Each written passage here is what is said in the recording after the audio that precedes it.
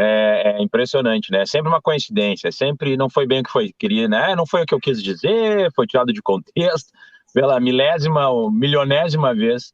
É sempre dessa maneira. Eu vejo aqui a mesma situação que a gente teve envolvendo os antivacinas, sempre usam símbolos, mas nunca é o que eles queriam dizer. E é aquilo que tu falou, né, Panunzio? Se alguém chega e diz assim, por que você não segue o exemplo do Hitler? E tu te cala em relação a isso, significa que tu tem simpatia. Aquela velha história, se tem 10 pessoas sentadas na mesa, chega um nazista e ninguém se levanta, nós temos 11 nazistas. Para mim é isso, muito claramente. Então, mais uma vez, né, a gente tem essa situação do Bolsonaro nitidamente tendo simpatia por pautas neonazistas e por pautas autoritárias, porque é isso que está sendo dito no vídeo, né, de forma ampla. Então, esse é meu pensamento. Professor? Bom dia, Isabelle, bom dia, Leonel, bom dia, Panunzio. Bom dia, professor. Eu acho muito importante essa cena. Eu acho talvez das cenas mais importantes das que a gente viu até agora, essa brincadeira aí que o Leonel fez sobre a 10ª milionésima vez que é uma coincidência, né? Mas eu acho essa coincidência mais importante. Primeiro, Panunzio, você falou sobre dono de orfanato. Quem foi dono de orfanato na Polônia, no caso, foi uma figura que foi a figura inspiradora de Paulo Freire, chamado professor Janusz Korczak. Não é? Às vezes a gente fica um pouco assustado com a fixação que os bolsonaristas têm com Paulo Freire, mas vale a pena a gente entender de onde vem essa fixação. Essa fixação vem da figura inspiradora de Paulo Freire, que é Janusz Korczak, um médico professor que foi dono de 2 orfanatos na Polônia e que foi deportado com as 200 crianças que ele tinha no orfanato para Treblinka. Então, assim, a prática educativa de Hitler era deportar donos de orfanatos, professores de orfanatos, para campo de extermínio. Foram 200 crianças assassinadas por Hitler e seus asseclas em Treblinka. Isso é a política educacional de Hitler. Tá? Às vezes é preciso falar o óbvio, né? Eu sei que está todo mundo absolutamente chocado com a Nicarágua, mas essa mesma semana da Nicarágua, Bolsonaro fez uma conexão da política educacional com Hitler. Isso não chocou a nossa mídia liberal. Tá? Isso não chocou. O que choca é a Nicarágua. Agora, vamos lá. Professor, desculpa, deixa eu só te interromper. Sobra sempre para a gente aqui, nós, pequenininhos da internet, relembrarmos a importância desses temas. É inacreditável como isso não sensibiliza donos de jornais no Brasil. É incrível que esse assunto esteja fora da pauta. É gravíssima essa declaração do presidente. Nazismo não é problema. O problema é Nicarágua. Isso é... E, assim, o vereador Leonel falou sobre essa questão que aconteceu na Câmara em Porto Alegre. Eu não sei se você se lembra, Panunzio, eu tive aqui falando sobre a forma de falar sobre o nazismo, meio que sem falar sobre ele, utilizar as referências de suástica, meio, né, que é uma dimensão do que eles chamam de apito de cachorro. Né? Aqui aconteceu a mesma coisa, só que é mais grave um pouco. Eu costumo dizer que há 2 camadas no bolsonarismo. A primeira camada é a camada da galhofa, né? A camada de uma espécie de, sei lá, cassino do Chacrinha.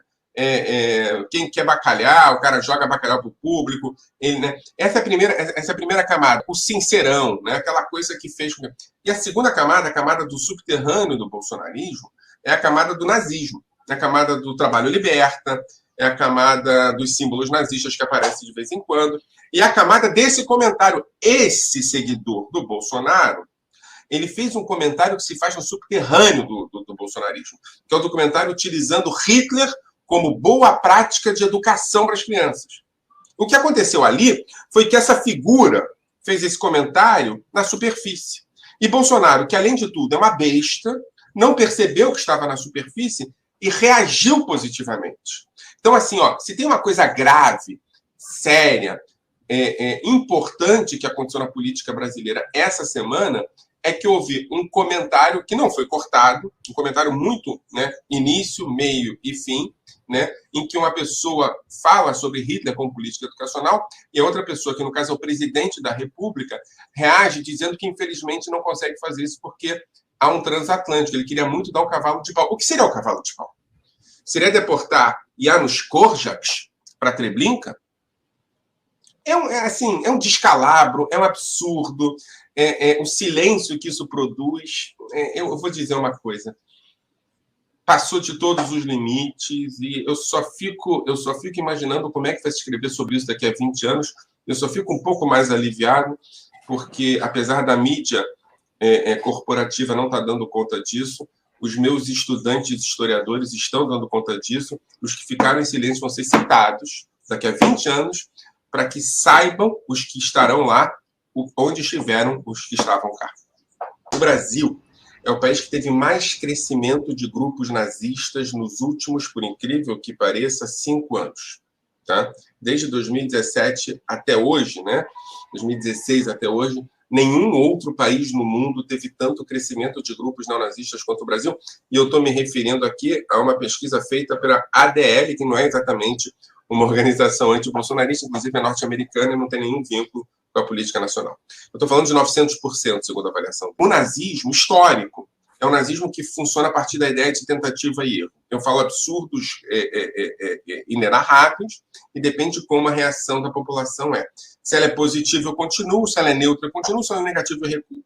A gente não está tendo reações negativas, né? Inclusive, eu falo sobre isso aqui o tempo todo, a comunidade histórica das vítimas, que deveria estar na rua agora, está calada. Então, não tenho dúvida alguma de duas coisas, Isabelle, que vai ser mais comum, muito mais comum, e a segunda questão, que é mais grave, que está se consolidando um movimento neonazista no Brasil, que a questão de como lidar com ele vai ficar para os próximos governos. Mas a gente já perdeu o controle deles. Hoje, o Brasil é o grande paraíso dos grupos neonazistas, por conta do crescimento que ele está tendo. O que me parece muito preocupante, até porque o outro candidato da direita, que chama Sérgio Moro, andou citando por aí a Ucrânia como modelo de justiça, que é o país onde você tem mais grupos neonazistas no mundo. Então, acho que a gente tem uma realidade concreta que a gente vai ter que lidar com ela, de que o nazismo não assusta mais a mídia corporativa, não assusta mais a direita, não assusta mais os liberais, o que é muito lamentável, né? Porque eu achava que o nazismo e o combate a ele devia ser um pacto civilizatório. No Brasil, não é. Acho que o que o professor German falou é extremamente pertinente e nos preocupa muito aqui, porque nós temos uma leniência total do aparato estatal, total da grande mídia, é uma leniência brutal da sociedade como um todo em relação a essa pauta. O silêncio da comunidade judaica aqui em Porto Alegre, depois daquela invasão da Câmara e utilização de símbolos nazistas, para mim foi algo muito simbólico, sabe? Muito preocupante. Porque, pelo sim ou pelo não, vamos dizer que, em tese, aquela suástica lá não tivesse relação com apologia ao nazismo, vamos supor, né? Mas o simples fato de ter levado uma suástica para dentro de uma câmara já deveria ser algo que escandalizasse, né? E não foi falado nada, absolutamente nada em relação a isso. Então é muito preocupante a quantidade de militantes neonazistas que nós temos no Rio Grande do Sul vem crescendo. Eu, inclusive, a gente tem feito acompanhamentos aqui em Porto Alegre, né? A gente tem uma operação que a gente chama no nosso mandato, que a gente chama de Operação Bastardos Inglórios, e tem identificado aí diversos grupos. Aliás, né, até a editora Revisão, que já foi condenada no STF, segue com canais aí distribuindo seus livros revisionistas, e nada acontece. A gente fez já denúncias e tal, né? O Ministério Público tem arquivado diversos casos aqui, então, e eles estão se armando, né? Eles estão vinculados aí a grupos de atiradores, grupos de motociclistas. Ontem ou anteontem, né, fizeram um ataque a artistas aí antifascistas em São Paulo. Então, eles estão ampliando seus espaços de forma muito acelerada e muito perigosa, né? A gente vai ter que buscar isso nas referências dos próprios estudiosos do nazismo. Há uma referência ao von der Führer, né? A expressão de que o líder não é exatamente um líder direto, é um líder que permite atitudes que sejam feitas em nome dele. Então, é muito importante, isso está no nazismo histórico, não só no neonazismo, entender que essa liberalidade, essa libertação, essa permissão dada por alguém que escuta o nome do Hitler e reage de maneira positiva, chega nas bases, né? Isso é fundamental. As bases se mobilizam a partir de sinais que às vezes não são tão visíveis para pessoas que não são estudiosas do tema e que tomam esses sinais como uma espécie de sinal de mobilização. Então, ontem, quando o cara escuta Hitler e lamenta não poder implementar a política, isso é um sinal de mobilização, né? Na Câmara dos Vereadores, quando as pessoas chegam com suásticas, isso é um sinal de mobilização, né?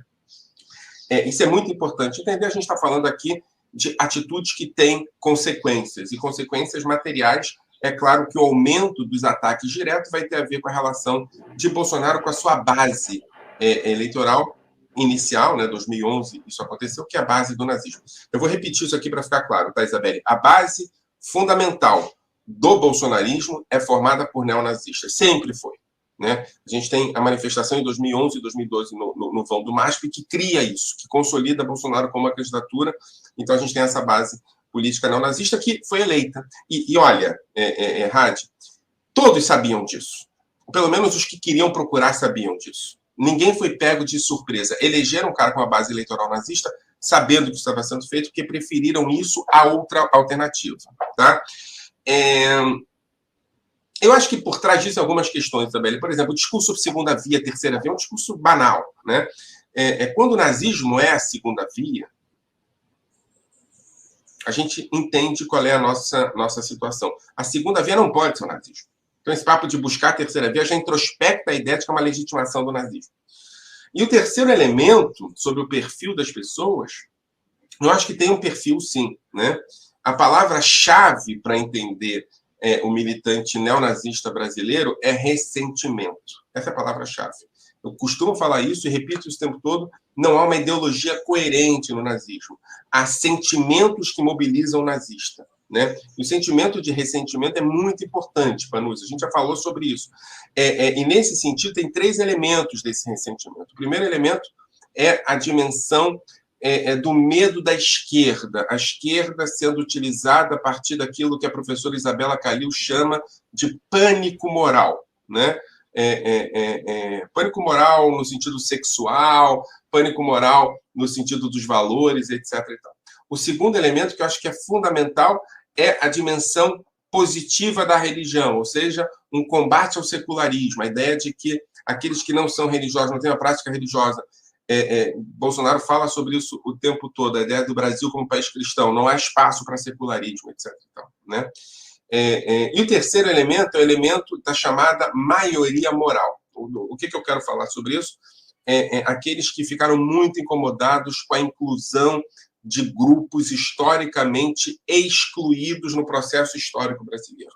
Para ser objetivo aqui nesse caso, a inclusão de grupos não brancos, afrodescendentes, em lugares que eram percebidos como garantidos para populações brancas, apesar das populações dos brancos pobres não acessarem esses lugares, mas no imaginário deles era garantido, né? Isso produziu uma espécie de reação que vincula o único candidato que fala objetivamente contra a ação afirmativa e cotas raciais em relação a isso. Aqui, Rádio, é uma provocação que eu estou fazendo, porque setores da comunidade judaica do Rio Grande do Sul são vinculados a esse terceiro elemento, o elemento do ressentimento. Pensam como brancos de classe média, e não conseguem entender, pela falta de compreensão histórica do que está acontecendo, de que seus aliados pontuais são aqueles que vinculam-se de maneira clara e concreta com o nazismo. Ou seja, esses 3 elementos, a religião, o elemento do pânico moral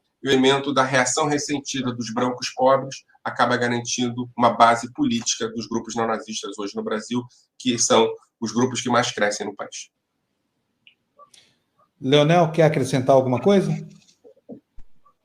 Eu tenho total acordo com o que o professor German fala e reconheço exatamente esse aspecto. E, principalmente, eu acho que tem que chamar a atenção que a infinita maioria são homens. Né? Homens entre 18 e 30 anos. Né? Assim, os que são realmente os ativistas de rua, né? Porque os pensadores são outros, né? Estão mais homens atrás. Heterossexuais, né? Homens heterossexuais. Pelo menos que se acham heterossexuais. Então, aí, né? Porque tem essa situação da homofobia. E com essa questão da frustração, né? Com essa questão do ressentimento, de acharem que foram preteridos por algum motivo, em algum momento da história, em algum momento de alguma política pública, né? E isso vai ampliando e eles chegam, então, aos finalmente, né? Que é esse tipo de atividade, de ação extremada, e eu tenho convicção que em breve nós teremos atiradores em ambientes públicos, sabe, vinculados a essa lógica de eliminação dos diferentes, de eliminação, né? Dos opositores, e isso daqui a pouco tempo, porque eles estão, como eu já falei, vinculados a clubes de tiro, clubes de motociclistas, alguns grupos internos dentro das polícias. No meu caso aqui, quando eu denunciei um festival neonazista, eu fiz um áudio num grupo da polícia, que era só de policiais inclusive que estavam investigando naquele momento esse festival, e o áudio chega para mim novamente através dos neonazistas, demonstrando claramente, né, que eles têm vinculações e articulações internas dentro das polícias, enfim, dentro do aparato estatal. Então, essa situação dramática que a gente vive, e uma tragédia vai acontecer em breve, porque está sendo instigada pelo líder máximo do país, porque tem pessoas que estão de forma, não sei se deliberada, se entenderam a gravidade, mas estão tratando isso como algo secundário, como algo menos importante, como uma manifestação, né, da liberdade de expressão. Inclusive, aqui na Câmara Municipal de Porto Alegre, nós apresentamos um projeto que veda a comercialização e a divulgação de símbolos supremacistas. Não só a suástica, águia, cruz de ferro, enfim, diversos outros símbolos que a própria... Copo de leite. Tem que botar o copo de leite aí também, né? Ela é bem ampla, assim, né? Qualquer tipo de simbologia seria vedada aqui, principalmente no comércio, né? No comércio virtual, comércio local. E o que acontece? A Procuradoria-Geral da Câmara, que a Procuradoria-Geral seria nosso jurídico da Câmara, ele apontou que o projeto seria ilegal e inconstitucional, porque ele estava vedando a liberdade de expressão. Tá entendendo? Nossa Senhora. Ou seja, para o jurídico da Câmara Municipal de Porto Alegre, vender suástica, vender águia, cruz de ferro, isso é algo trivial, é algo de liberdade de expressão. Então, eu digo, é esse nível de gravidade que a gente tem, né, em todos os âmbitos do nosso país. Que horror. Bom, gente, está feito aqui o registro mais uma vez. Dois grandes combatentes do neonazismo no Brasil, o professor German e o Leonel. Agradeço muito a presença dos dois aqui. Panúcio, se você me permite, só um detalhe, tem uma campanha da Confederação Nacional Israelita do Brasil que é profundamente perigosa, que é a campanha de que não se compara o incomparável, como se utilizar a referência do nazismo para ter tratado o que está acontecendo no Brasil hoje fosse a banalização do Holocausto, né? Isso acaba criando esse tipo de coisa de que, por conta dessas reações, a Procuradoria poderia dizer que proibir símbolos nazistas seria um atentado à liberdade de expressão. Hadi, depois a gente conversa sobre a possibilidade, talvez, de fazer uma campanha sobre educação sobre o nazismo e o Holocausto em Porto Alegre, produzida pelo seu mandato, né? E não mais pela comunidade judaica. Se a comunidade judaica de Porto Alegre preferiu ficar em silêncio, vamos avançar em direção à universalização dos estudos do Holocausto. Muito bom, professor. Ótima ideia, hein, Leonel? Excelente, eu quero. Vamos conversar, sim. Vamos As escolas públicas, escolas municipais de Porto Alegre, estudar isso. Vamos pensar nisso. Com certeza. Vamos pensar, com certeza. Perfeito.